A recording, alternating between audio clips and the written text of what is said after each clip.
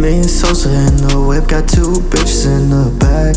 Red and blue lights flashing, but we not looking back. These Tesla feel like a spaceship, this bitch going way too. What's up? It's Sweet.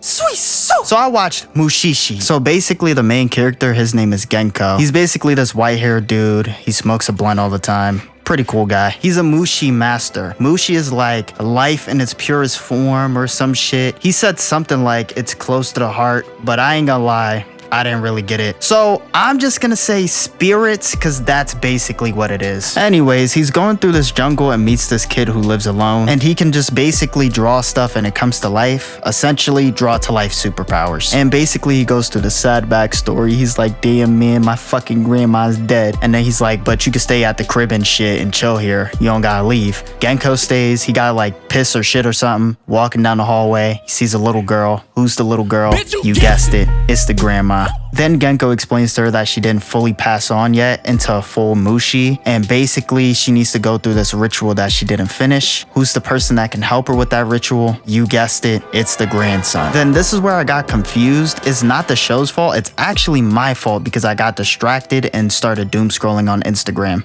But my main confusion came from the fact that this little girl isn't his grandma, but at the same time, it's his grandma. And I'm not gonna lie, you're gonna just have to watch this shit because I'm looking, I'm hearing, but me brain not understanding. But basically they complete the ritual, and not to get too deep into the backstory, the little boy drinks the apple juice, he sees the memories of his grandma, and essentially she gets told by these people in KKK attire to essentially watch this little boy that's gonna be born in 38 years, which is gonna be her grandson, and then her soul splits into her some shit.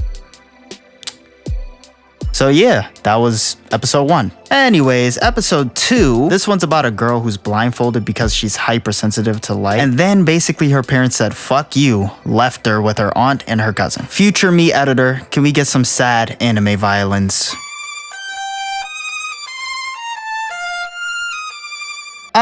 So they keep her in the shed the entire time, and her cousin brings her food, you know, plays with her, shit like that, being a W cousin. Disclaimer, I never know the names for the characters. You're lucky I remember the main character's name. I'm gonna be honest. Just letting you know that now, there's gonna be a lot of she, he's, but you should see the pictures up when I edit this shit, so you should know who's who. But anyways, the blindfolded girl could basically see underneath the ground these lights, and down there she sees Genko. And Genko's like, nigga, stay out of the light, and I'll be there. And everything proceeds as usual until the boy catches the disease, because of course he would. But then Genko pops up before it gets bad. He cures the little boy, and then he goes on to cure the blindfolded girl. And obviously it can't be that easy, so Belle Delphine's 2017 bath water that's been locked inside the cabinet comes out of her eyeballs. Then in that water, there's a snake. He kills the snake, and then he takes the Mushi juice and puts it into this glass eyeball that he had in his face the entire time apparently, which makes it into a real eyeball, and then he gives it to her so then she can see again. Yeah, episode 3.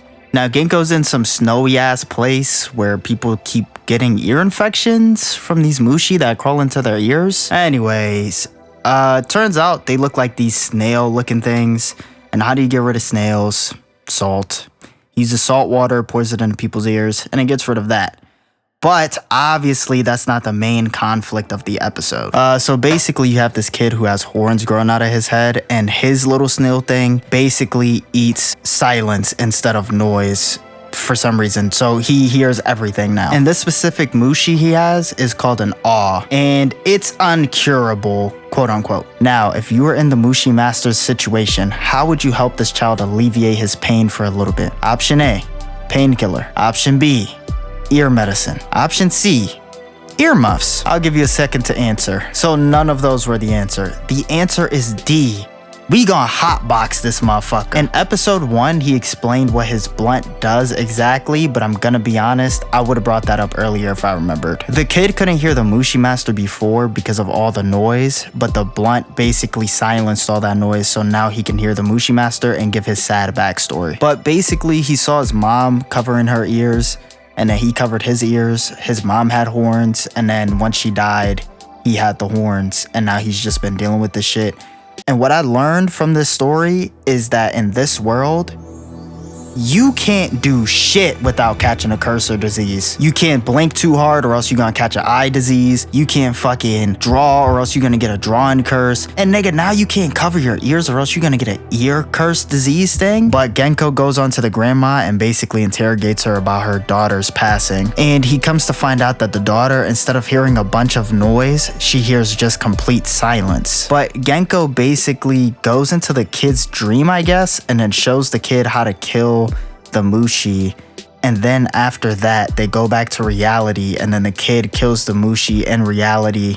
And then Genko just walks off into the sunset like a cool guy who just did a lot. So yeah, that was Mushi-Shi. If you like mystery, spirit type monsters and chill stories with no real action, this is for you. But me personally, I'd give it a solid. I remember watching that show one time because I was really bored and it was kind of decent, so I might rewatch it out of 10. But it's been sweet.